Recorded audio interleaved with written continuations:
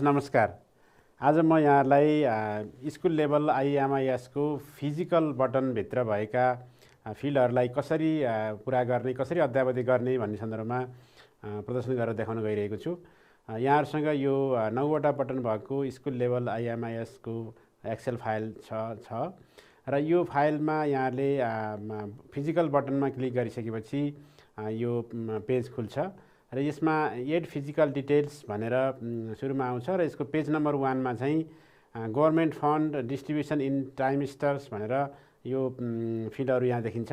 यसको आशय के भने विद्यालयहरूले सरकारले दिने अनुदान चाहिँ चौमासिक रूपमा अथवा त्रैमासिक रूपमा कुन महिनामा प्राप्त गर्छन् भन्ने हिसाबले यसको विवरण लिन खोजिएको हो र यसमा जस्तै पहिलो चौमासिकको उसले पहिलो महिनामा प्राप्त गर्छ भने पहिलो मन्थमा क्लिक गर्नुपर्ने हुन्छ। दोस्रो, तेस्रो, चौथो कुन महिनामा उसले त्यो फन्ड प्राप्त गरे हुन्छ त्यसको लागि क्लिक गर्नुपर्ने हुन्छ। त्यसै दोस्रो त्रैमासिकको कुन महिनामा उसले त्यो फन्ड प्राप्त गरेको हुन्छ त्यसलाई जुन महिनाको हिसाबले जुन महिनामा प्राप्त गरेको हो त्यो पहिलो महिनामा भने पहिलोमा, दोस्रो छ भने दोस्रो, तेस्रो छ भने तेस्रो र चौथो महिना छ भने चौथो महिनामा प्राप्त गर्ने हुन्छ। अब पछिल्लो चरणमा यो त्रैमासिक हिसाबमा यसको स्रोत जाने भएको हुनाले यो चौथो महिनामा गर्नु पर्दैन, पहिलो, दोस्रो, तेस्रो महिनामा गर्नुभयो भने हुन्छ। त्यसै गरी म सर यही लाइनमा अगाडि बढ्न चाहन्छु। जस्तै अर्को चाहिँ एक्सटर्नल मोनिटरिङ स्ट्याटस भन्ने छ। त्यसो भनेको चाहिँ विद्यालयको प्रधानाध्यापक र विद्यालय व्यवस्थापन समिति बाहेक अन्य निकाय तहबाट यदि विद्यालयको अनुगमन भएको छ भने त्यसमा लेख्ने हो। त्यसमा लोकल गभर्नमेन्ट भनेको स्थानीय सरकारबाट चाहिँ अनुगमन भएको छ भने कति पटक अनुगमन भएको छ त्यसमा पटकमा हामी यसमा लेख्छौँ। POV गभर्नमेन्ट भनेको चाहिँ प्रोभिन्सियल गभर्नमेन्टबाट कति पटक यसको अनुगमन भएको छ त्यो पटक लेख्छौँ। EDCU भनेको शिक्षा विकास तथा समन्वय इकाइ हो। साबिकको जिल्ला शिक्षा कार्यालय, अहिले हामी यसलाई शिक्षा विकास तथा समन्वय इकाइ भन्छौँ। त्यसबाट यदि अनुगमन भएको छ भने त्यहाँ हामी पटक लेख्छौँ। MISC CEHRD भनेको चाहिँ शिक्षा विज्ञान तथा प्रविधि मन्त्रालयबाट र शिक्षा तथा मानव स्रोत विकास केन्द्र साबिकको शिक्षा विभाग, अहिलेको चाहिँ शिक्षा तथा मानव स्रोत विकास केन्द्रबाट यदि त्यो विद्यालयको अनुगमन भएको छ भने कति पटक भएको छ त्यहाँ हामी लेख्छौँ। र यी माथि उल्लेख गरिएका निकायबाट भन्दा बाहेक अरू कुनै निकायहरूबाट यदि विद्यालयको अनुगमन भएको छ भने हामी अदर्समा लेख्छौँ र यो कति पटक हो पटक पनि लेख्छौँ। त्यसै गरी मेडिकल फेसिलिटी स्ट्याटसमा दुईवटा अप्सन छ। एउटा चाहिँ यदि विद्यालयमा प्राथमिक उपचारको सेवा छ भने हामी सेवा छ भने टिक लगाउँछौँ। यदि त्यो स्वास्थ्य केन्द्र अथवा स्वास्थ्य सेवा उपलब्ध गराउने संस्था चाहिँ कति मिनटको दूरीमा हिँडाइ दूरीमा यो छ त्यो हामी त्यहाँ समय लेख्छौँ। त्यस्तै गरी चाइल्ड क्लब छ कि छैन भन्ने छ। चाइल्ड क्लब यदि छ त्यहाँ विद्यालयमा चाइल्ड क्लब गठन भएर सञ्चालनमा छ भने हामी त्यसलाई स्ट्याटसमा टिक लगाउँछौँ। यदि छैन भने हामी चाहिँ त्यतिकै खाली छोड्छौँ। त्यसै गरी टोयलेट स्ट्याटसमा नम्बर अफ टोयलेट भनेर त्यो विद्यालयमा जम्मी शौचालयहरूको सङ्ख्या कति छ भन्ने यसमा लेख्छौँ हामी। अनि number of toilet for girls भनेर यो छात्राहरूका लागि छुट्टै शौचालयको सङ्ख्या कति छ भनेर हामी त्यहाँ सङ्ख्या लेख्छौँ। त्यस्तै गरी number of toilets for teachers भनेर त्यो शिक्षकका लागि छुट्टै शौचालयको सङ्ख्या कति छ भनेर हामी त्यहाँ नम्बर लेख्छौँ। र total number of toilet with water facilities यी भएका शौचालयहरूमध्ये पनि पानीको सुविधासहित भएका शौचालयहरूको सङ्ख्या कति छ त्यसमा हामी लेख्छौँ। त्यसै गरी यहाँ देख्नुभयो भने यो विद्यालयमा चाहिँ 3वटा शौचालयमध्ये 2वटा शौचालय मात्रै पानीको सुविधा भएको देखिन्छ। त्यस कारणले पानीको सुविधासहित भएको शौचालयहरूको सङ्ख्या कति छ हामी यो खण्डमा लेख्छौँ। त्यसै गरी अर्को इलेक्ट्रिसिटीको कुरा छ। यसमा स्ट्याटसमा हामी छ यदि त्यो विद्यालयमा विद्युत आपूर्ति हुन्छ भने हामी स्ट्याटसमा टिक लगाउँछौँ। यदि छैन भने हामी चाहिँ खाली छोड्छौँ। त्यसै गरी कम्प्युटर्स टोटल कम्प्युटर्सहरू कतिवटा छन् जम्मी त्यो विद्यालयमा कम्प्युटरको सङ्ख्या कति छ त्यहाँ हामी सङ्ख्या लेख्छौँ। त्यो मध्ये यो शिक्षण सिकाइका लागि कति कम्प्युटरहरूको प्रयोग भएको छ भन्ने सङ्ख्यालाई चाहिँ हामी यहाँ लेख्छौँ र प्रशासनिक प्रयोजनका लागि कति कम्प्युटरहरूको प्रयोग भएको छ भन्ने सङ्ख्यालाई चाहिँ हामी यहाँ लेख्छौँ। र अर्को कुरा यो विद्यालयमा इन्टरनेट सुविधा छ कि छैन भन्ने कुराका आधारमा इन्टरनेट सुविधा छ भने हामी इन्टरनेट सुविधा छ भएकोमा टिक लगाउँछौँ र यदि छैन भने खाली छोड्छौँ। यो भयो यतापट्टिको पाटो। यसको यही पेजको यतापट्टिको पाटोमा चाहिँ के छ भने विद्यालय स्कुल इम्प्रुभमेन्ट प्लान भन्ने छ। स्कुल इम्प्रुभमेन्ट प्लान भनेको विद्यालय सुधार योजना कुन मितिमा बन्यो भनेर हामी यसको मिति साल, महिना र गते लेख्छौँ। त्यसै गरी सोसियल अडिट भएको, सामाजिक परीक्षण भएको मिति कुन महिना कुन वर्ष महिना र गतिमा भएको हो त्यसलाई हामी लेख्छौँ, सिलेक्ट गरेर यहाँ अपडेट गर्छौँ। त्यसैगरी फिनान्सियल अडिट भनेको आर्थिक लेखा परीक्षण कुन मिति कुन साल महिना र गतिमा भएको हामी त्यसलाई त्यो मितिको अडिट भएको अडिटले रिपोर्ट बुझाएको मितिको आधारमा हामी यसलाई लेख्छौँ।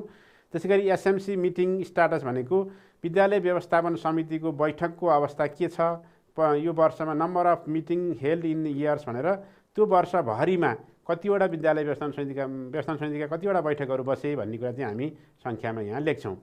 त्यसैगरी वाटर सोर्सको हिसाबले कुन वाटर सोर्स प्रयोग गरिएको, जस्तै धाराको छ अथवा ट्युबवेलको छ, इनारको छ अथवा अरू कुनै स्रोतबाट त्यहाँ विद्यालयमा चाहिँ खाने पानीको स्रोत उपयोग गरिएको छ त्यो हामी लेख्छौँ। त्यसरी युरिनल स्टाटस भनेर त्यहाँ टिचरका लागि छुट्टै युरिनल छ कि छैन अथवा पिसाब फेर्ने मात्रै ठाउँ प्रबन्ध भएको व्यवस्था छ कि छैन र छात्राहरूको लागि त्यस्तो खालको प्रबन्ध छ कि छैन भन्ने कुरा पनि हामी यसमा लेख्छौँ। त्यस्तै गरी बिल्डिङ स्टाटसमा टोटल बिल्डिङ कति छ, त्यो विद्यालयमा भवनहरूको सङ्ख्या कति छ भन्नेमा टोटल सङ्ख्या बिल्डिङ स्टाटसको टोटलमा हामी लेख्छौँ भने पक्की त्यो मध्ये भएका मध्ये कतिवटा पक्की छन् भन्ने कुरा चाहिँ हामी यो पक्कीको कोलममा लेख्छौँ। यो स्कुलमा टोटल 5वटा भवनहरू देखिन्छ र त्यो मध्येको 2टा पक्की भवन र 3टा कच्ची भवन देखिन्छ। त्यसैले त्यो कच्ची भवनको सङ्ख्या कति छ भनेर हामी लेख्छौँ। त्यसगरी यो लाइब्रेरी स्टाटसमा भनेर यो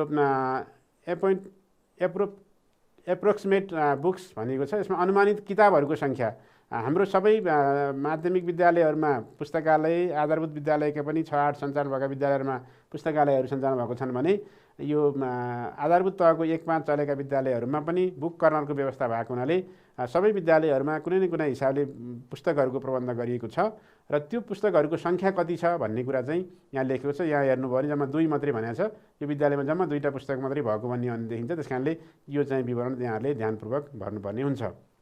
त्यस्तै गरी रेट्रोफिटिङ स्टाटस भनेर चाहिँ यो जुन विद्यालयलाई भूकम्पबाट चाहिँ सुरक्षित गर्नका लागि जुन प्रबलीकरण गर्ने भन्छौँ हामी, त्यो प्रबलीकरण गरेका कक्षा कोठाहरूको सङ्ख्या कति छ, त्यस्तै गरी यो विद्यालयका कक्षा कोठाहरूमा मर्मत गरिएका कक्षा कोठाहरूको सङ्ख्या कति छ भन्ने कुराहरू यसमा हामी लेख्छौँ। भने प्लेग्राउन्डको स्टाटस भनेर खेलकुद मैदानको अवस्था कस्तो छ भन्ने कुरामा 2टा कुरा हामी यहाँ उल्लेख गर्नुपर्ने हुन्छ। एउटा प्लेग्राउन्ड एभाइलेबल भनेको खेल मैदान छ कि छैन भन्ने, र अर्को यदि छ भने चाहिँ इनफ छ कि छैन भन्ने हो। यो विद्यालयले के भनिरहेको छ भन्दाखेरि खेल मैदान छ तर इनफ छैन भन्ने खालको छ। आफ्नो विद्यालयको स्टाटस के छ त्यही अनुसारको यहाँ हामी टिक लगाउँछौँ। त्यसै गरी कम्पाउन्ड स्टाटसमा चाहिँ कम्पाउन्डको टाइप चाहिँ कुन टाइप, कच्ची छ कि पक्की छ कि विथ कम्पाउन्ड विथ वायर अथवा यो तारबार लगाइएको छ कि कम्पाउन्ड विथ लोकल मेटेरियल्स भनेर स्थानीय सामग्रीहरूबाट त्यसको तारबारको पर्खालको प्रबन्ध गरिएको छ कि कुनै जडीबुटी अथवा त्यो सानसाना रुखहरूबाट चाहिँ विद्यालयको पर्खालको प्रबन्ध गरिएको छ अथवा अरू कुनै सामग्रीहरूबाट पर्खालको प्रबन्ध गरिएको छ भने त्यो विद्यालयको पर्खाल छ कि छैन, छैन भने ननमा हामी जान्छौँ, छ भने कच्ची छ पक्की छ अथवा कुन अवस्थाको छ भन्ने कुरा चाहिँ हामी यहाँ अप्सन लेख्छौँ। यहाँ भएको अप्सनहरूमध्ये यदि उपयुक्त अप्सन छैन, त्योभन्दा फरक खालले विद्यालयको कम्पाउन्डको प्रबन्ध गरिएको छ भने कम्पाउन्ड विथ अदर मेटेरियल्स भन्नेमा हामी राख्छौँ।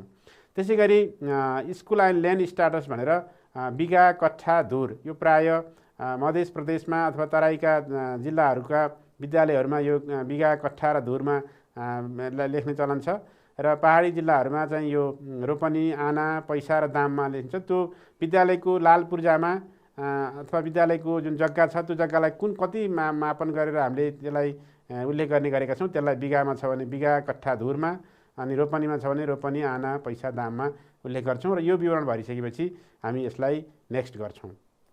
नेक्स्ट गरेपछि दोस्रो पेज देखा पर्छ र तेस्रो पेजमा चाहिँ यो क्लास रुम स्टाटस भन्ने छ। क्लासरुम स्टाटसमा क्लासहरू सर र ECDदेखि 12 कक्षासम्मको क्लासहरू र त्यो मध्ये रुम चाहिँ त्यो ECD र उसको लागि कतिवटा रुमहरू प्रयोग गरिएको छ भनेर हामी यो प्रयोग भएका रुमहरूको सङ्ख्या 1, 2 अथवा कति छ त्यो लेख्छौँ। यो विद्यालयले सबैमा 1-1वटा कक्षा कोठा प्रयोग गरेको देखिन्छ। त्यसकै नम्बर अफ पक्की, त्यो कक्षा कोठामध्ये त्यो उसले प्रयोग गरेको कक्षा कोठा कुन अवस्थाको छ, पक्की हो अथवा कच्ची हो भन्ने कुरा चाहिँ हामी लेख्छौँ। यदि कच्ची छ भने चाहिँ लेख्दैनौँ, पक्की छ भने पक्की कुरा लेख्छौँ।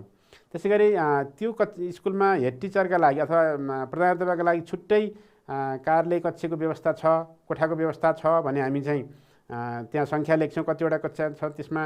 यदि छैन भने चाहिँ हामी त्यसलाई 0 लेख्छौँ।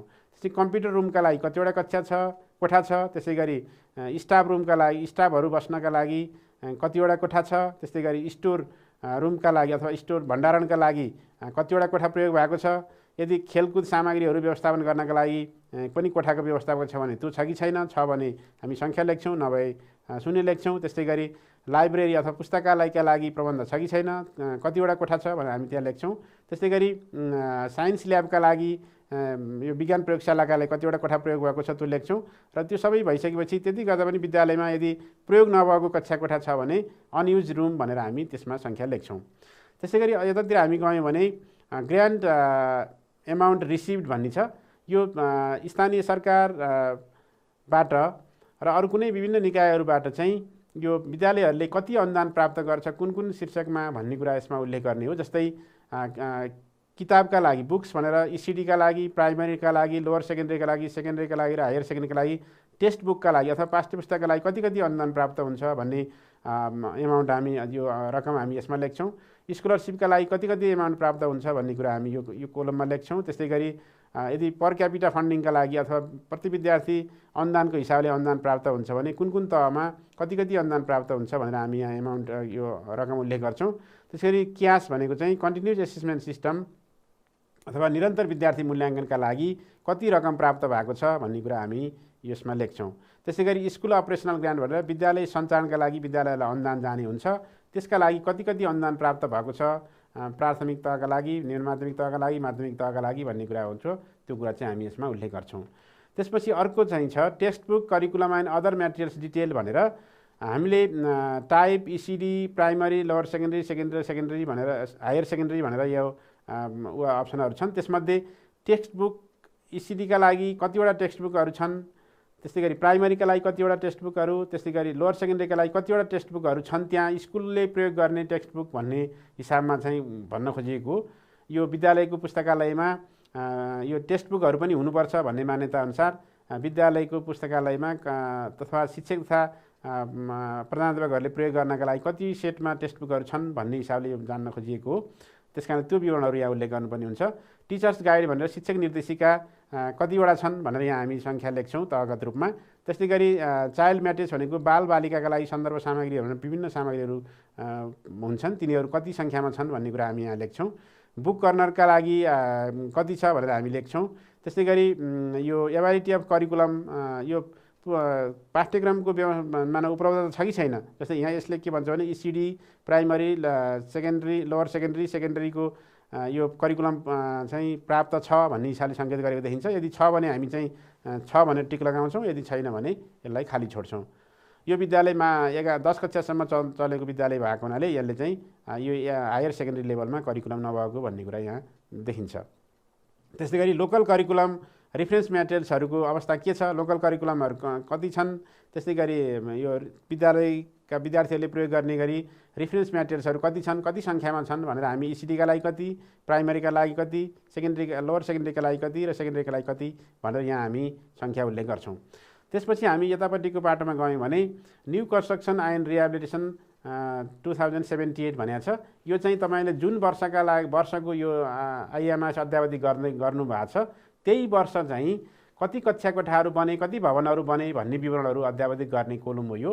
यसमा चाहिँ के भनेको छ भने टाइपमा न्यू बिल्डिङ रिहेबिलिटेसन, त्यस्तै गरी new classroom rehabilitation, toilet for girls, water, book corner भन्ने कुरा छ। ती भन्नु यदि त्यो वर्ष बनेका छन् भने कुनले LG भनेको लोकल गभर्मेन्टले, PG र FG भनेको प्रोभिन्स र फेडरल गभर्मेन्टले र अदर एजेन्सी यो लोकल गभर्मेन्ट भनेको स्थानीय सरकार, प्रदेश सरकार र सङ्घीय सरकार भन्दा भिन्न अरू कुनै एजेन्सीहरूबाट यदि भवन बनेको छ भने त्यसमा चाहिँ हामी उल्लेख गर्छौँ। त्यो यसमा अहिलेसम्म बनेको भन्दा पनि जुन वर्षका लागि हामीले IEMIS अद्यावधि गर्दैछौँ त्यही वर्ष बनेको सङ्ख्या मात्रै हामी यसमा उल्लेख गर्छौँ। त्यसपछि यसको तल तपाईँहरू जानुभयो भने स्कुल ओपनिङ डेज भन्ने छ। यसमा चाहिँ type, total open days, teaching days, त्यस्तै गरी exam, extra curricular, public holiday, festivals, other activities भन्ने छ।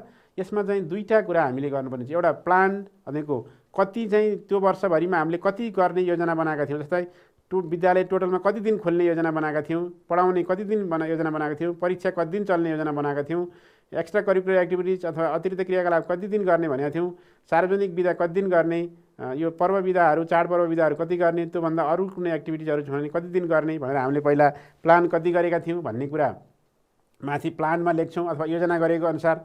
अनि हामीले योजना अनुसार कति हामीले प्राप्त गऱ्यौँ अथवा हामीले कति त्यो काम गऱ्यौँ त भन्ने हिसाबमा चाहिँ एक्चुअलमा लेख्छौँ। जस्तै यसले के भन्छ भने 235 दिन खोल्ने भनेकोमा 235 दिनै खुल्यो भन्ने देखिन्छ यसको हेर्दाखेरि। तर पढाइ हुने दिन चाहिँ तपाईँको 210 गर्ने भनेको 201 मात्रै भयो भन्ने देखिन्छ। यसरी एक्चुअल हामीले पहिला प्लान गरेको माथिल्लो उसमा लेख्छौँ भने त्यसको एक्चुअल कति भयो अथवा हामीले कति गर्न सक्यौँ भन्ने कुरा चाहिँ तल्लोमा हामी लेख्छौँ। तपाईँहरूलाई कन्फ्युजन होला भनेर यो एलजी पिजी र यो एफजी भने के भनेर पनि हामी यहाँ एब्रिभिएसनलाई पनि पूर्ण रूप यहाँ दिएको छ। अब यसपछि यसलाई हामी नेक्स्ट गऱ्यौँ भने यसमा चाहिँ फुल एसआइपी अपडेट डेट चाहिँ नभएको कारणले त अगाडि जहाँ बढ्न सक्नुहुन्न भन्ने हिसाबको मेसेज दिएको छ। त्यस कारणले हामी के भन्छौँ प्रिभियसमा जान्छौँ अनि एसआइपी अपडेटकोमा चाहिँ हामीले अहिले 75 मात्रै गरेर छोडेका थियौँ। त्यस कारणले यसलाई हामी के गर्छौँ पुरा गर्छौँ अनि त्यो पुरा गरिसकेपछि यसले हामी चाहिँ अर्कोमा जान्छौँ। यसरी यो फिजिकल बटनसँग सम्बन्धित इन्फर्मेसनहरू यो पुरा हुन्छ र त्यसमा भरिएका विवरणहरू के छन् भन्ने कुरा चाहिँ यहाँहरूले यसरी रिपोर्टमा देख्न सक्नुहुन्छ। र यदि करेक्सन गर्नुपर्ने भयो भने फेरि यहाँहरूले एडिट गर्न सक्नुहुन्छ र त्यो करेक्सन गरेर फेरि सबमिट गरिदिन सक्नुहुन्छ। हस्, धन्यवाद।